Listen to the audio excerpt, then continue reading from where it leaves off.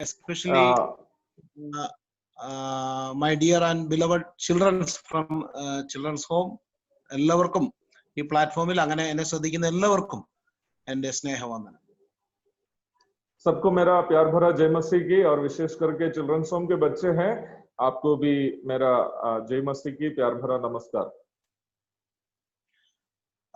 ഇങ്ങനെ കത്തിഹാറിലുള്ള ദൈവസഭയോട് ചേർന്ന് ഒരു പ്രാവശ്യം കൂടെ ദൈവവചനത്തിൽ നിന്ന് ആലോചന പങ്കുവയ്ക്കുവാൻ, കൂട്ടായ്മ അനുഭവിക്കുവാൻ ഒക്കെ ദൈവം ഇങ്ങനെ ഒരു അവസരം തന്നതോർത്ത് ഞാൻ ദൈവത്തെ സ്തുതിക്കുന്നു. इस प्रकार कटिहार की कलीसिया के साथ एक और बार मिलकर एक संगति रखने और वचन की सेवा करने के लिए एक अवसर मिला, इसलिए मैं प्रभु को धन्यवाद देता हूं. അനേക നല്ല ഓർമ്മകൾ, ഹൃദയത്തിൽ സന്തോഷം നൽകുന്ന, ആനന്ദം നൽകുന്ന വളരെയധികം ഓർമ്മകൾ തങ്ങി നിൽക്കുന്നു. അതിനെക്കുറിച്ചൊന്നും പറയുവാനായിട്ട് ഞാൻ ആഗ്രഹിക്കുന്നില്ല. ദൈവവചന ചിന്തയിലേക്ക് നേരിട്ട് കടക്കുവാനായിട്ടാണ് ഞാൻ ആഗ്രഹിക്കുന്നത്. हमारे हृदय में ऐसी बहुत यादें आ रही है, विशेष करके कटिहार के उस जीवन के विषय में, लेकिन उन सब विषयों को मैं अभी याद करना नहीं चाहता हूं. मैं सीधे वचन की सेवा की ओर जाना चाहता हूं. യോഹന്നാൻ എഴുതിയ സുവിശേഷം 17-ാം അധ്യായം അതിന്റെ 22-ാം വാക്യം ആണ് ഞാൻ ചിന്തയ്ക്കായിട്ട് എടുത്തിട്ടുള്ളത്. ഞാനത് മലയാളത്തിൽ ഒന്ന് വായിക്കുന്നു. യോഹന്നാൻ എഴുതിയ സുവിശേഷം 17-ാം അധ്യായം 22-ാം വാക്യം. നീ എനിക്ക് यूहन्ना रचित सुसमाचार 17 अध्याय का 22वीं पद से आज हम लोग मनन करेंगे. सबसे पहले भाई उसको मलयालम में पढ़ेंगे. നീ എനിക്ക് തന്നിട്ടുള്ള മഹത്വം ഞാൻ അവർക്ക് കൊടുത്തിരിക്കുന്നു. वह हम इस प्रकार पढ़ते हैं, वो महिमा जो तूने मुझे दी मैंने उन्हें दी है कि वे वैसे ही एक हो जैसे कि हम एक हैं. ഞാൻ ഈ വാക്യം വായിക്കുന്നത് കേവലം ഒരു പ്രസംഗം പങ്കുവയ്ക്കുവാനല്ല, എൻ്റെ ജീവിതത്തിൽ എന്നോട് ദൈവം വ്യക്തിപരമായി ഇടപെടുകയും എൻ്റെ ചിന്താഗതികൾക്ക് വളരെ മാറ്റം വരുത്തിയ ഒരു വാക്യമാണ് ഇത്. ये पद में ऐसा ही एक बाइबल भाग के रूप में नहीं पढ़ा, परंतु ये पद एक ऐसी पद है जो व्यक्तिगत रूप में मेरे साथ बात की. ഈ മഹത്വം എന്നുള്ള വാക്ക് പലപ്പോഴും നാം വായിക്കുകയും ദൈവവുമായിട്ട് ബന്ധപ്പെട്ടുള്ള അല്ലെങ്കിൽ ദൈവികമായ ഒരു കാര്യമായതുകൊണ്ട് പലപ്പോഴും നമ്മുടെ വ്യക്തിപരമായ ജീവിതത്തിലേക്ക് നാം അതിനെ കൊണ്ടുവരാറില്ല.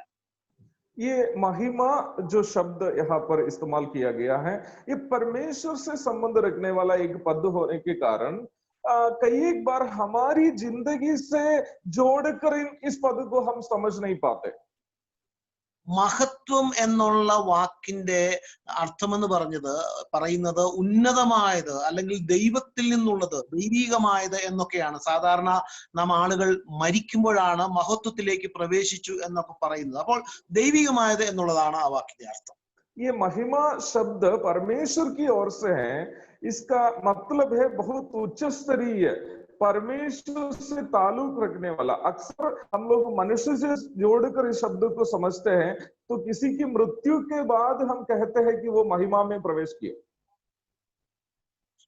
ഇവിടെ കർത്താവ് പറയുകയാണ്, പ്രാർത്ഥനയിൽ ദൈവത്തോട് പറയുകയാണ്, പിതാവേ അവിടുന്ന് എനിക്ക് തന്ന മഹത്വം ഞാൻ ഇവർക്ക് കൊടുത്തിരിക്കുന്നു, ശിഷ്യന്മാർക്ക് കൊടുത്തിരിക്കുന്നു എന്നാണ് അവിടെ പറയുന്നത്. यहाँ प्रभु यीशु मसीह प्रार्थना कर रहा है कि जो महिमा पिता से यीशु मसीह को मिली है, वो महिमा इनको अर्थात शिष्यों को उन्होंने दी है. പലപ്പോഴും ഈ കർത്താവ് നമുക്ക് തന്ന ഈ മഹത്വം അതിന്റെ നാം പലപ്പോഴും ചിന്തിക്കുന്നത് നമുക്കത് മനസ്സിലാക്കുവാനോ ഒന്നും കഴിയില്ല. നാം കർത്താവിനോട് കൂടെ ആയിരിക്കുമ്പോഴാണ് നമുക്ക് അതിനെക്കുറിച്ച് മനസ്സിലാക്കുവാൻ കഴിയുന്നത് എന്നൊക്കെയാണ് നാം ധരിച്ചു വച്ചിരിക്കുന്നത്. ഞാനും അങ്ങനെ തന്നെയായിരുന്നു ഈ അടുത്ത നാൾ വരെ അതിനെക്കുറിച്ച് ചിന്തിച്ചിരുന്നത്. എന്നാൽ അതിനെക്കുറിച്ച് മനസ്സിലാക്കിയപ്പോഴാണ് അത് നമ്മുടെ ജീവിതവുമായിട്ട്, ഈ ലോകത്തിലെ നമ്മുടെ ജീവിതവുമായിട്ട് വളരെ ബന്ധപ്പെട്ട ഒരു വാക്കാണ്. कई एक बार महिमा के बारे में हम सब सोचते हैं, मैं भी ऐसा सोचता था कि जब तक हम प्रभु के पास नहीं पहुंचेंगे तब तक इस महिमा को पूर्ण रूप में हम नहीं समझ पाएंगे. यही मेरी भी सोच थी. ഇവിടെ അതിന് തൊട്ട് താഴെ 23-ാം വാക്യം നാം വായിക്കുന്നത് ഇങ്ങനെയാണ്: നീ എന്നെ അയച്ചിരിക്കുന്നു എന്നും നീ എന്നെ സ്നേഹിക്കുന്നത് പോലെ അവരെയും സ്നേഹിക്കുന്നുവെന്നും ലോകം അറിയുവാനായിട്ട് നാം ഒന്നായിരിക്കുന്ന പോലെ അവരും ഒന്നാകേണ്ടതിന് ഇതിനൊക്കെ വേണ്ടിയാണ് ഈ മഹത്വം ഞാൻ അവർക്ക് കൊടുത്തിരിക്കുന്നത്. यहाँ 22 पद का आखिरी भाग से 23 पद तक जब हम पढ़ते हैं, वहां पर प्रभु ये कहता है कि ये महिमा में वो क्यों देना चाहता है। वहां लिखा है कि वे वैसे ही एक हो जैसे कि हम एक है, मैं उनमें और तू मुझ में, की वे सिद्ध होकर एक हो जाए और संसार जाने कि तू ही ने मुझे भेजा, और जैसा तूने मुझसे प्रेम रखा वैसे ही उनसे भी प्रेम रखा। इस सब उद्देश्य से प्रभु हमें महिमा दिया। ഈ യോഹന്നാന്റെ സുവിശേഷത്തിൽ കർത്താവായ യേശു ക്രിസ്തു ചെയ്ത 7 അത്ഭുതങ്ങൾ രേഖപ്പെടുത്തിയിട്ടുണ്ട്. ആ 7 അത്ഭുതങ്ങളിലും കർത്താവ് തന്റെ മഹത്വം വെളിപ്പെടുത്തുന്നതായിട്ട് നാം കാണുന്നു. यूहन्ना रचित सुसमाचार में प्रभु यीशु मसीह के द्वारा किए गए 7 अद्भुत कार्य के विषय में लिखा हुआ है। ये पूरे 7 अद्भुत कार्य भी प्रभु की महिमा दिखाने वाले कार्य हैं। അപ്പോൾ ഒരു കാര്യം നാം മനസ്സിലാക്കണം, മഹത്വം നമുക്ക് തന്നിരിക്കുന്നത് ലോകം കർത്താവിനെ അറിയുവാൻ വേണ്ടി. നീ എന്നെ അയച്ചിരിക്കുന്നു, പിതാവെ അവിടുന്ന് എന്നെ അയച്ചതാണെന്ന് ലോകം അറിയുവാൻ വേണ്ടിയാണ് ഈ മഹത്വം നമുക്ക് നൽകിയിരിക്കുന്നത്. तो सबसे पहले हमें ये बात समझनी है कि प्रभु ने हमें महिमा क्यों दी है। महिमा इसलिए प्रभु ने दिया ताकि प्रभु को पिता ने यहाँ भेजा, वो बात हमारे द्वारा संसार जाने। ഇത് നാം ചിന്തിക്കുമ്പോൾ തന്നെ പുറപ്പാട് പുസ്തകത്തിലേക്ക് നമ്മുടെ ചിന്തകളെ നമുക്കൊന്ന് കൊണ്ടുപോകാം. അവിടെ നമുക്ക് വളരെ സുപരിചിതമായ ഒരു ഭാഗമുണ്ട്. പുറപ്പാട് പുസ്തകം 33, 34 അധ്യായങ്ങളിലായിട്ടാണ് അത് രേഖപ്പെടുത്തിയിരിക്കുന്നത്. ये भाग मनन करने के साथ साथ निर्गमन की पुस्तक से एक परिचित भाग की ओर भी मैं आपका ध्यान ले जाना चाहता हूं। निर्गमन की पुस्तक 33 और 34 अध्यायों में हम उस बात को देखते हैं। അവിടെ മോശയും ദൈവവും തമ്മിൽ അടുത്ത് നിന്ന്, അല്ലെങ്കിൽ മോശയോട് ദൈവം സംസാരിക്കുന്ന ചില കാര്യങ്ങളാണ്. അവിടെ മോശയോട് കർത്താവ് ദൈവം പറയുകയാണ്, എനിക്ക് നിന്നോട് കൃപ തോന്നിയിരിക്കുന്നു. यहाँ पर मूसा और परमेश्वर के बीच की बातचीत को हम देखते हैं। वहां परमेश्वर मूसा से कह रहा है, मुझे तुझ पर अनुग्रह हुआ। അപ്പോൾ അവിടെ 33-ാം അധ്യായം, പുറപ്പാട് പുസ്തകം 33-ാം അധ്യായം അതിന്റെ 18-ാം വാക്യത്തിൽ, അപ്പോൾ അവൻ നിന്റെ തേജസ് എനിക്ക് കാണിച്ചു തരണമേ എന്ന് അപേക്ഷിച്ചു.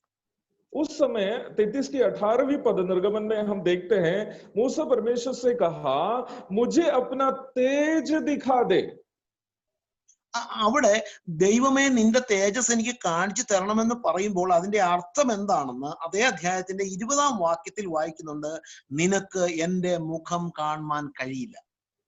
और वो तेज के बारे में जब चर्चा करते हैं तो वो तेज क्या है, उसकी 20वीं पद में हम पढ़ते हैं, फिर उसने कहा, तू मेरे मुख का दर्शन नहीं कर सकता। നീ എന്നോട് കൂടെ, അല്ലെങ്കിൽ എന്റെ സമീപമുണ്ട്, ദൈവമേ അവിടുന്ന് എന്റെ സമീപം ഉണ്ടെങ്കിൽ എനിക്ക് അവിടുത്തെ മുഖം ഒന്ന് കാണാം. मूसा की प्रार्थना यह है, हे प्रभु, यदि तू मेरे पास में है तो तेरा मुख का दर्शन मुझे चाहिए। ഈ മുഖം കാണുന്നതിന്റെ ഉദ്ദേശം ദൈവം എങ്ങനെയുള്ളവരാണ്, ദൈവം എങ്ങനെ ഇരിക്കുന്നു എന്ന് കാണാനുള്ള ആഗ്രഹം കൊണ്ടാണ് അത് പറയുന്നത്. ये मूसा ऐसा क्यों प्रार्थना की है, परमेश्वर का मुख देखना है? क्योंकि उसके अंदर बड़ी इच्छा थी उस प्रभु को देखने का। നാമും പലപ്പോഴും പല ആളുകളെ കുറിച്ചും, നമുക്ക് അറിവുള്ള പല ആളുകളെ കുറിച്ചും നമുക്ക് അവരെ ഒന്ന് കണ്ടിരുന്നെങ്കിൽ, അടുത്തൊന്ന് കണ്ടിരുന്നെങ്കിൽ എന്ന് പലപ്പോഴും നാം ആഗ്രഹമുള്ളവരാണ്. कई बार जिससे हमें पसंद है, प्रेम है, उनके बारे में हम सोचते हैं, काश उनको थोड़ा मिल पाता। ഇവിടെ ദൈവം നേരിട്ട് മോശയുടെ അടുത്തേക്ക് വരുന്നത് 34-ാം അധ്യായത്തിൽ അതിന്റെ 5-ാം വാക്യത്തിൽ നാം വായിക്കുന്നു.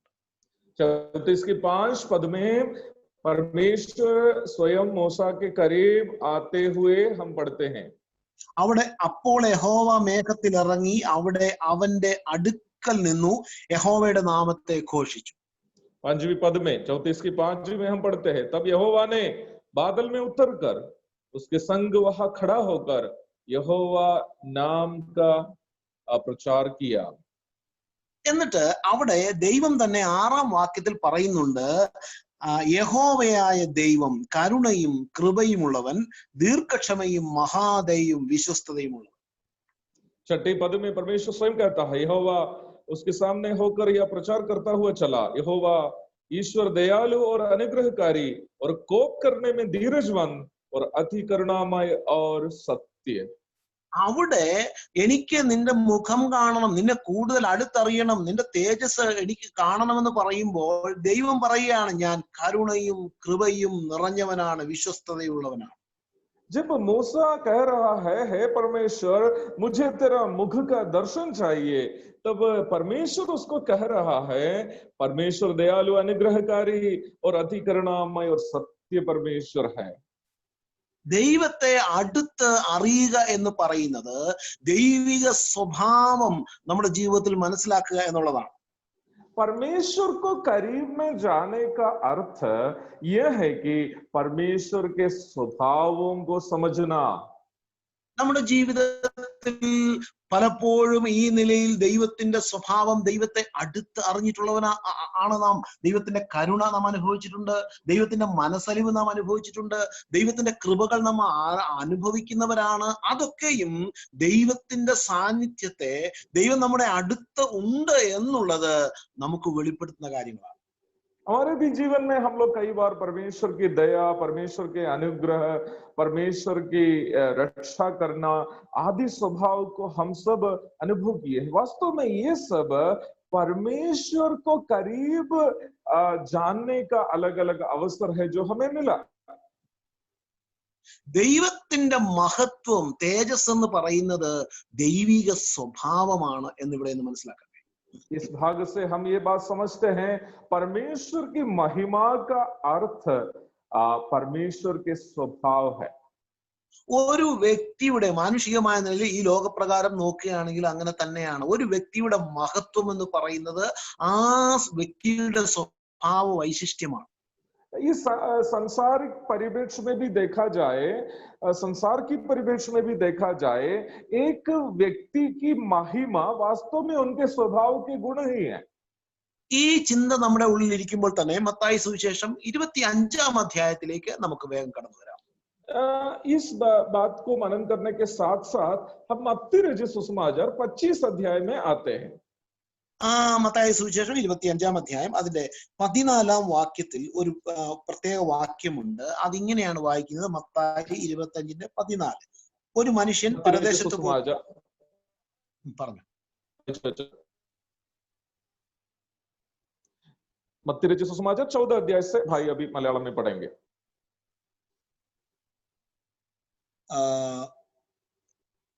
25-14.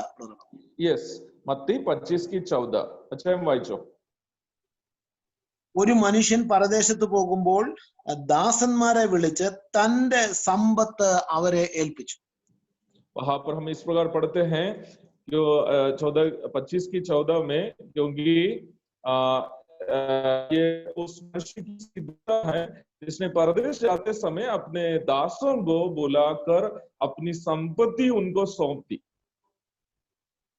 ഈ വാക്യം എന്ന് പറയുന്നത് കർത്താവ് ചെയ്ത ഒരു വലിയ പ്രഭാഷണം, ഒരു വലിയ പ്രസംഗം. ആ പ്രസംഗത്തിന്റെ ഇടയിലുള്ള ഒരു വാക്യമാണ് ഞാൻ വായിച്ചു കേൾപ്പിച്ചത്. प्रभु यीशु मसीह के द्वारा दिया गया एक बहुत बड़ा भाषण के बीच में प्रभु बताई गई एक बात को मैं यहाँ आपको पढ़ के सुनाया।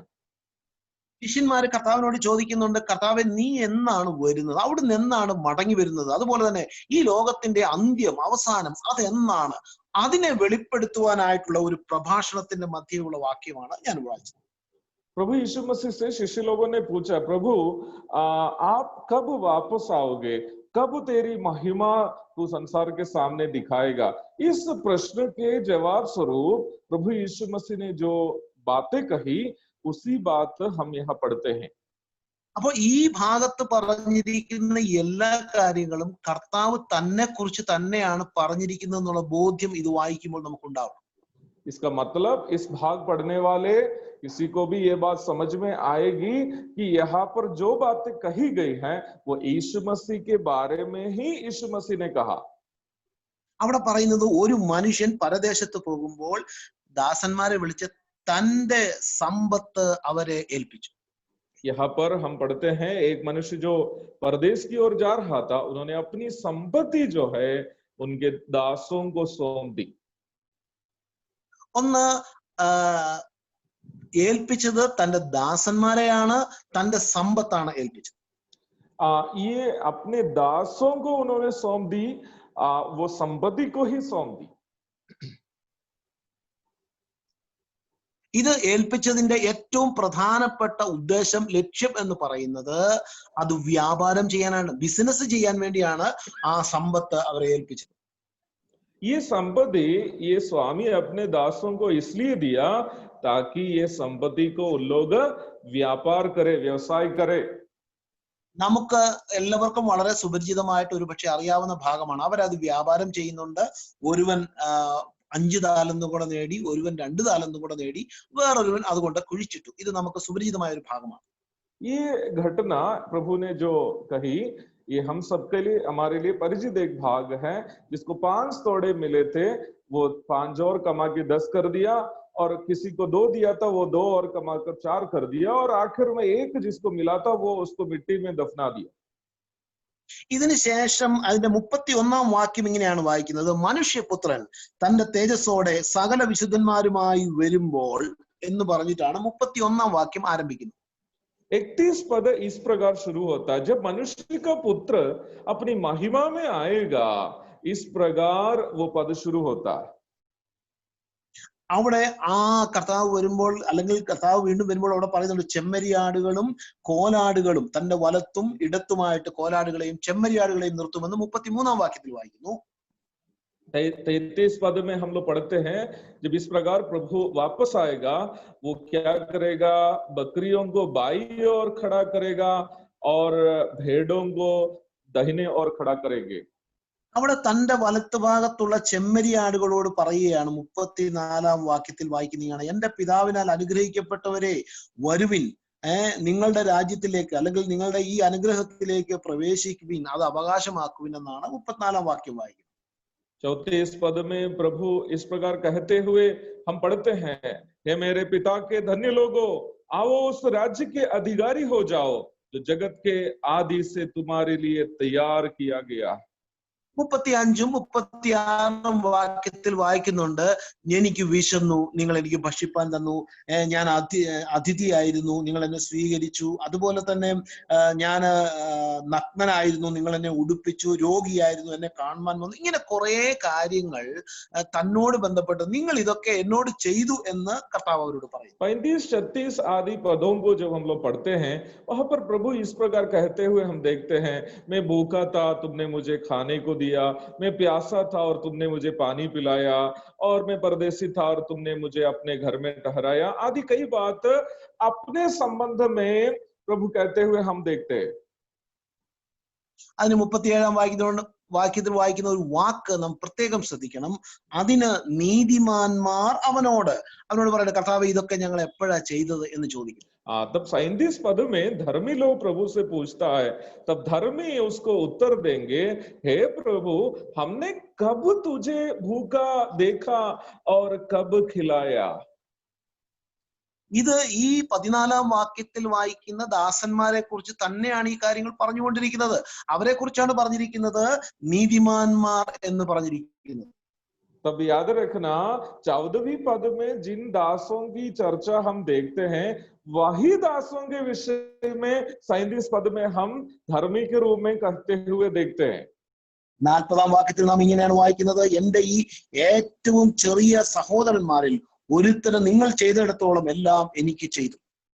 40वीं पद में हम इस प्रकार पढ़ते हैं: तब राजा ने उन्हें उत्तर देगा, मैं तुमसे सच कहता हूं कि तुमने जो मेरे इन छोटे में से छोटे भाइयों में से किसी एक के साथ किया, वो मेरे ही साथ किया. ഈ എന്റെ ഏറ്റവും ചെറിയ സഹോദരന്മാർ എന്ന് പറഞ്ഞാൽ ഈ സഹോദരന്മാർ അത് എന്റെ സഹോദരന്മാരാണ്.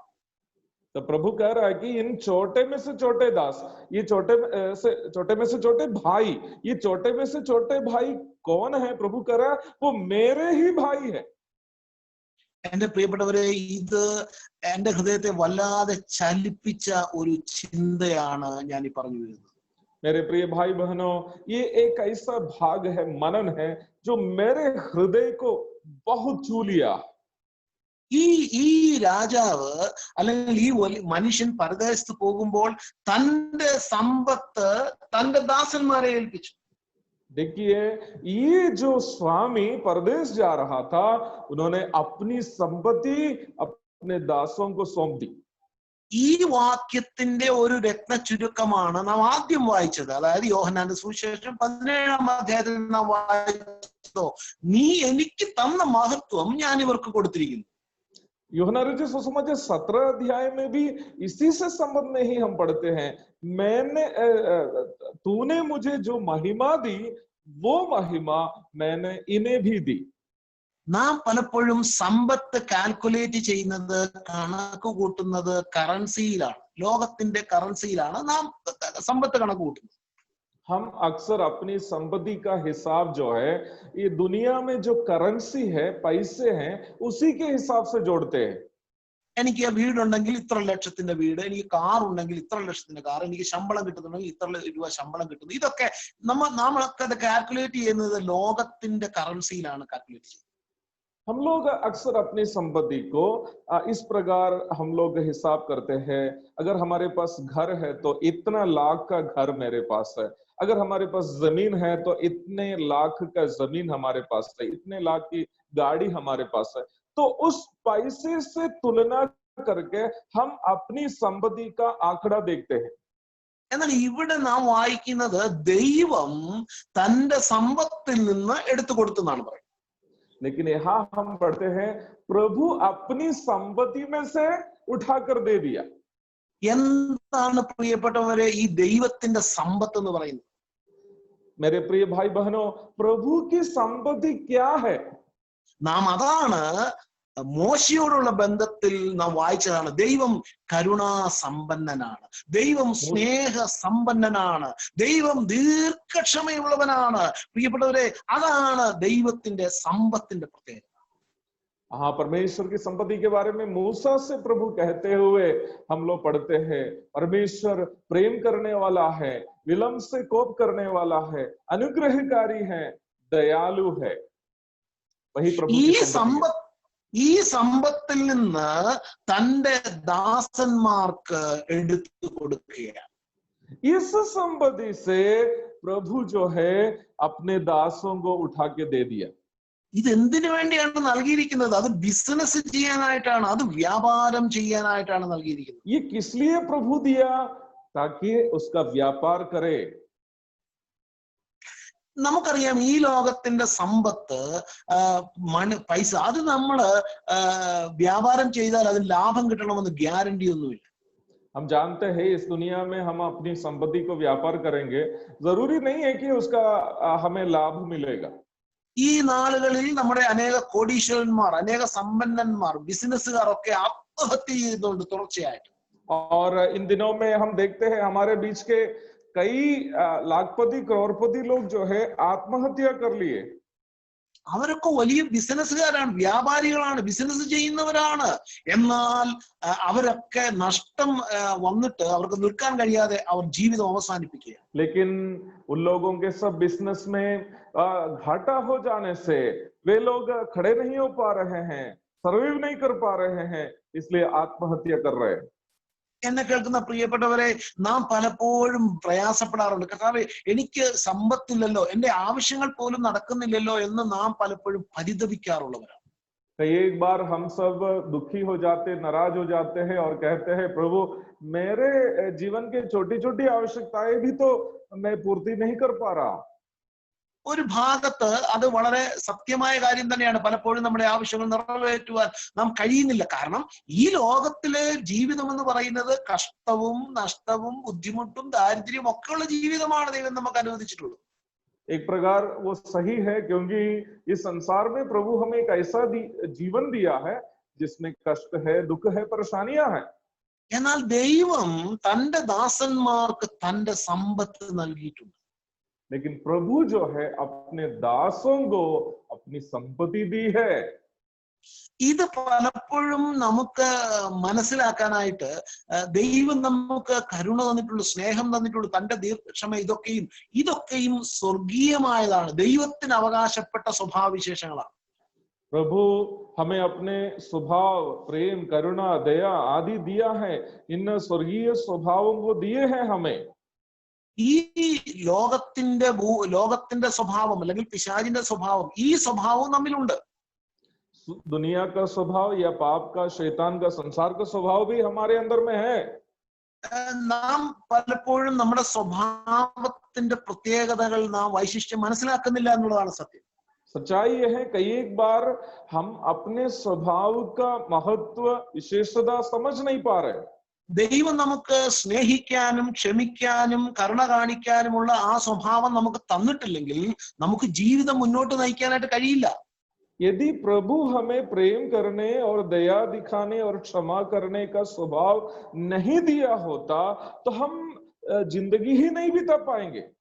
ഒരു പക്ഷെ ജോലി ചെയ്യുന്ന ഒരു വ്യക്തിയെ കുറിച്ച് ഒന്ന് ചിന്തിച്ച് നോക്കുക. തന്റെ സ്ഥാപനത്തിൽ നാം ജോലി ചെയ്യുമ്പോൾ അല്ലെങ്കിൽ ഗവൺമെന്റിൽ എവിടെയായിക്കൊള്ളട്ടെ, ജോലി ചെയ്യുന്ന ഒരാള് ആ ജോലി സ്ഥലത്ത് എത്രയോ വിനയത്തോടെ, എത്രയോ താഴ്മയോടെ, അനുസരണത്തോടെ ഒക്കെയാണ് ജോലി ചെയ്യുന്നത്. नौकरी करने वाला किसी भाई के बारे में सोच लीजिए, वो जहां नौकरी करता है वहां पर बड़े नम्रता के साथ, बड़े अधीनता में रहकर उनको नौकरी करनी पड़ती है. നമ്മുടെ കുടുംബ ജീവിതത്തിലേക്ക് നാം ഒന്ന് നോക്കുക. നമ്മൾ സ്നേഹമുള്ളത് കൊണ്ടാണ് നമ്മുടെ കുഞ്ഞുങ്ങളെ നമുക്ക് വളർത്താനായിട്ട് കഴിയുന്നത്. നമ്മുടെ ഭാര്യയോട്, ഭർത്താവിനോട് സ്നേഹത്തോടെ ഇടപെടുവാൻ കഴിയുന്നത് ആ സ്വഭാവം നമ്മിലുള്ളത് കൊണ്ടാണ്. अपने पारिवारिक जीवन के बारे में जरा सोचिए. हम अपने बच्चों का देखरेख इसलिए कर पाते हैं क्योंकि हमें उनसे प्रेम है, और पति से, पत्नी से हम प्रेम है, इसलिए उनके साथ हम रह पाते हैं. അവിടെയൊക്കെ നമ്മുടെ ദൈവിക സ്വഭാവം നാം പ്രകടിപ്പിക്കുകയും ചെയ്യും. നമ്മുടെ സ്വാർത്ഥമായ കാര്യത്തിന് വേണ്ടി നാം അത് ചെയ്യാറുണ്ട്. അതേസമയം തന്നെ നമ്മുടെ ഉള്ളിൽ ക്രോധവും ഈർഷ്യയും പിണക്കവും ഈ ലോകത്തിന്റെ സ്വഭാവങ്ങളുമുണ്ട്. हमारे व्यक्तिगत जीवन में हमें जहां मजबूरी है, जरूरी है, वहां पर हम प्रभु के इन स्वभावों को अवश्य दिखाते हैं. उसी समय ही हमारे अंदर क्रोध है, ईर्ष्या है और झगड़ा करने के स्वभाव है, आदि स्वभाव भी है. എന്നാൽ പ്രിയപ്പെട്ടവരെ, ദൈവം നമുക്ക് തന്റെ സ്വഭാവം നൽകിയിരിക്കുന്നതിന്റെ ഏറ്റവും പ്രധാനപ്പെട്ട ലക്ഷ്യം അത് വ്യാപാരം ചെയ്യാനായിട്ടാണ്, ബിസിനസ് ചെയ്യാനായിട്ടാണ്. लेकिन हमें ये बात याद रखनी है कि प्रभु ने हमें अपना जो स्वभाव दिया है वो व्यापार करने के लिए दिया है. 1,00,000 രൂപ എന്റെ കയ്യിൽ ജെബി ബ്രദർ തന്നിട്ടുണ്ട്. അത് ഞാൻ ബാങ്കിൽ ഇട്ടാൽ ഒരിക്കലും അത് ബിസിനസ് ആകത്തില്ല. ജെബി ബ്രദറാണ്, ബിജു ബ്രദർ ഇത് കൊണ്ടുപോയിട്ട് ബിസിനസ് ചെയ്യുക, എന്തെങ്കിലുമൊക്കെ ചെയ്യാന്ന് പറയുമ്പോൾ ബിസിനസ് എന്ന് പറയുന്നത് പബ്ലിക്കിലേക്ക് എന്റെ കയ്യിൽ നിന്ന് അത് ഞാൻ വിടണം, എങ്കിൽ മാത്രമേ അത് ബിസിനസ് ആകുകയുള്ളൂ. यदि जबी भाई मुझे 1,00,000 रुपया दिया और वो पैसा मैं बैंक में जमा करके रखता हूं तो वो व्यापार नहीं होता है. और यदि वो पैसा मैं खर्चा करूं और मैं आम लोगों के बीच में उसका व्यापार करूं तभी जो है उससे फायदा निकलेगा.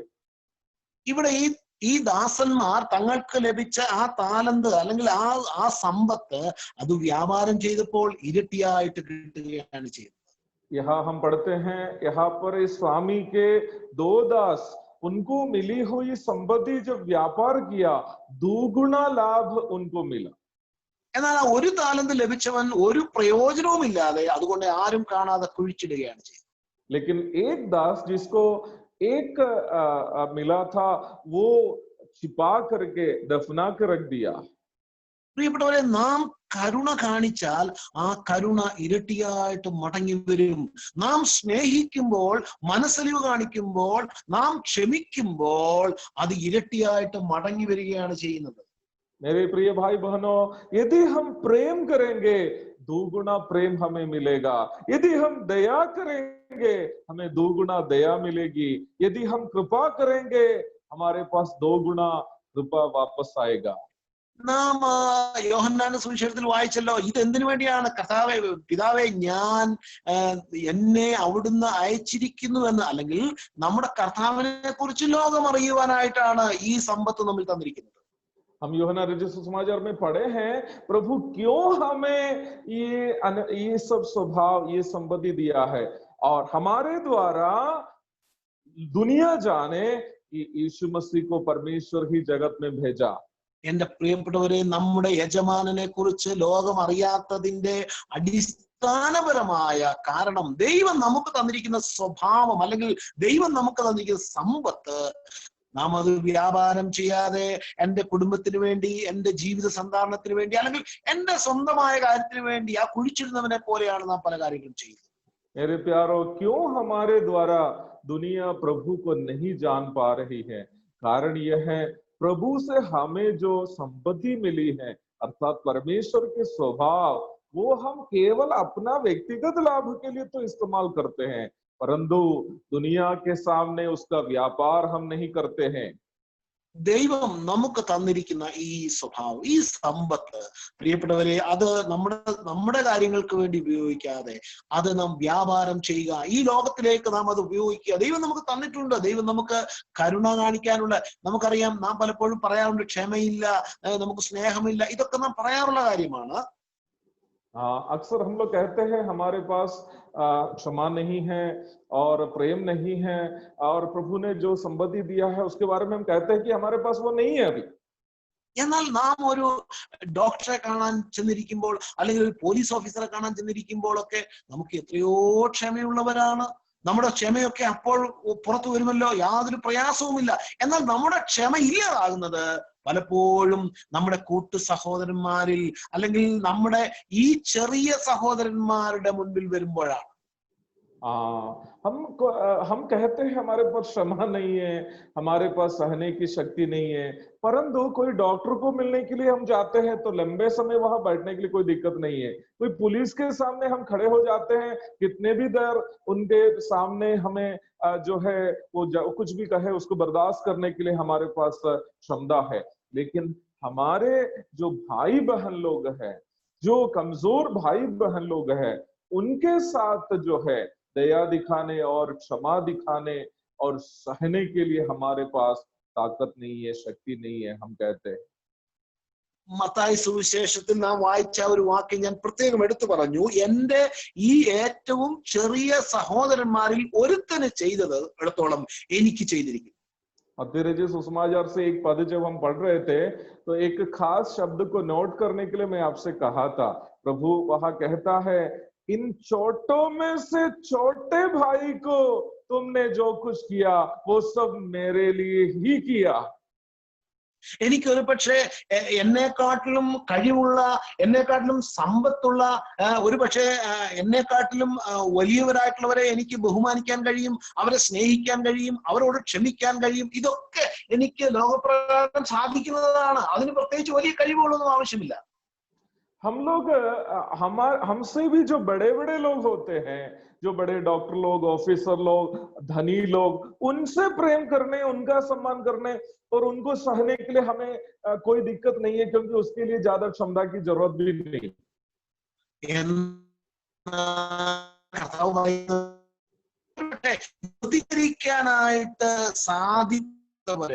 എന്നെക്കാട്ടിലും ചെറിയ സഹോദരന്മാർ, ഞാൻ ഏത് ലെവലിലാണോ, എന്നെക്കാട്ടിലും കഴിവ് കുറഞ്ഞവരായിരിക്കാം, സമ്പത്ത് കുറഞ്ഞവരായിരിക്കാം, അവർക്ക് വലിയ ആത്മീയമായ കഴിവുകളൊന്നും ഇല്ലായിരിക്കാം. അവരോട് നാം എന്ത് ചെയ്യണം?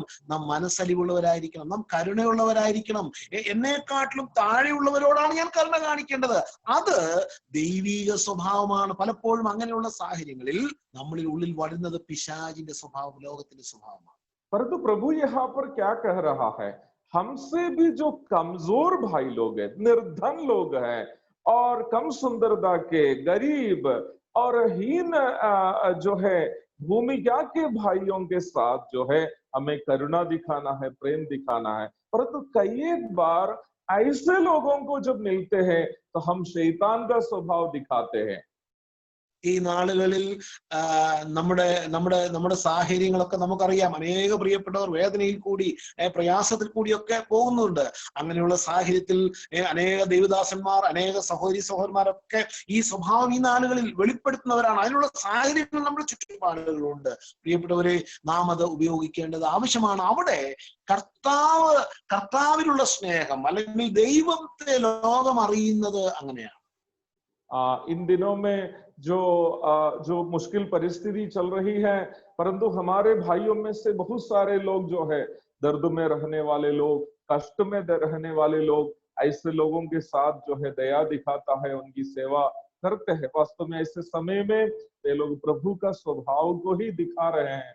और हमें इस प्रकार दुख में और कष्ट में परेशानी में रहने वाले लोगों के साथ दया दिखानी है ताकि लोग प्रभु को जान सके।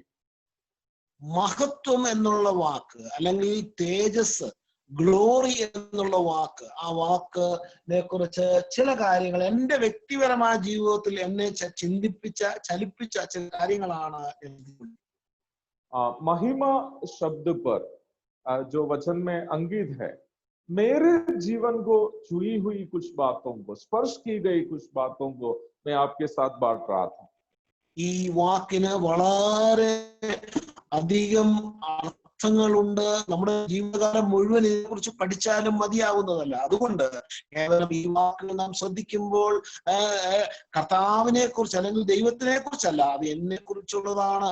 ഞാൻ എന്നിൽ കൂടി കർത്താവിന്റെ മഹത്വം വെളിപ്പെടുത്തണം. അതുകൊണ്ടാണ് പൗലോസ് പറഞ്ഞിരിക്കുന്നത്, ഞാൻ ക്രൂശിക്കപ്പെട്ടിരിക്കുന്നു, ഇനി ക്രിസ്തു എന്നിൽ. പ്രിയപ്പെട്ടവരെ, അത് ക്രിസ്തുവിന്റെ സ്വഭാവം വെളിപ്പെടുത്തുവാനായിട്ടാണ് പറഞ്ഞിരിക്കുന്നത്. महिमा शब्द पर जब मनन करते हैं तो हमें ये बात अवश्य समझनी है कि ये केवल परमेश्वर से ही जुटा हुआ एक शब्द नहीं है, परंतु हमारे द्वारा परमेश्वर प्रकट करने की विषय को जो है उस शब्द हमें समझाता है। और इसलिए पौलुस कहा है, मैं क्रूस पर चढ़ाया गया, अब मैं जीवित ना रहा परंतु मसीह मुझ में जीवित है। വരുന്ന നാളുകളിൽ ദൈവം നമുക്ക് തന്നിട്ടുള്ള ആ ദൈവിക സ്വഭാവം വെളിപ്പെടുത്തിക്കൊണ്ട് കർത്താവ് എന്നിൽ ജീവിക്കുന്നുവെന്ന് ലോകത്തിന് വെളിപ്പെടുത്തിക്കൊണ്ട് ജീവിക്കുവാൻ ദൈവം നമ്മെ ഓരോരുത്തരെയും സഹായിക്കുമാറാകട്ടെ. आने वाले दिनों में प्रभु ने हमें जो भी स्वभाव दिया है, उन स्वभावों को दुनिया के सामने प्रकट करते हुए, प्रभु की महिमा करते हुए, महिमा दिखाते हुए जीने के लिए प्रभु हमारी सहायता करे। ഇങ്ങനെ ഒരു അവസരം ഒരുക്കി തന്ന പ്രിയ ജീവിതം സഭയ്ക്കുമുള്ള പ്രത്യേകമായ നന്ദി ഞാൻ ഒരു വാക്കിൽ അറിയിക്കുന്നു. और इस प्रकार मुझे एक अवसर दिया हुआ जबी ब्रदर और वहां की कलीसिया को मैं हृदय से धन्यवाद कहता हूं। എന്നോടൊപ്പം ഈ സമയത്ത് ഇവിടെ ഒരു ദൈവദാസനുണ്ട്. അദ്ദേഹം EJ ബെന്നി എന്ന് പറയും. അങ്കമാലിയിൽ കർത്താവിന്റെ വേല ചെയ്യുന്ന ഒരു ദൈവദാസനാണ്. അതോടൊപ്പം തന്നെ എന്റെ അമ്മാച്ചനും കൂടിയാണ്, അല്ലെങ്കിൽ എന്റെ മാതാവിന്റെ സഹോദരനും കൂടിയാണ്. അദ്ദേഹവും ഇവിടെ കടന്നു വന്നിട്ടുണ്ട്. എന്റെ നിങ്ങളുടെ ഈ ശുശ്രൂഷയിൽ അദ്ദേഹവും പങ്കുകൊള്ളുന്നു. आज मेरे साथ यहाँ पर एक और प्रभु के दास जिनका नाम EJ बेन्नी है, और वो केरल में अंकमाली नामक जगह में प्रभु की सेवा करते हैं। आप वीडियो में देख सकते हैं, ब्रदर बिजू वर्गीस के बगल में बैठे हुए हैं। और ब्रदर EJ बेन्नी प्रभु के दास बिजू वर्गीस का मामा जी भी लगता है। Okay okay okay, thank you very much. എല്ലാവർക്കും താങ്ക്സ്. सबको एक बार और हृदय से धन्यवाद देता हूं, और प्रभु आप सबको आशीष दे.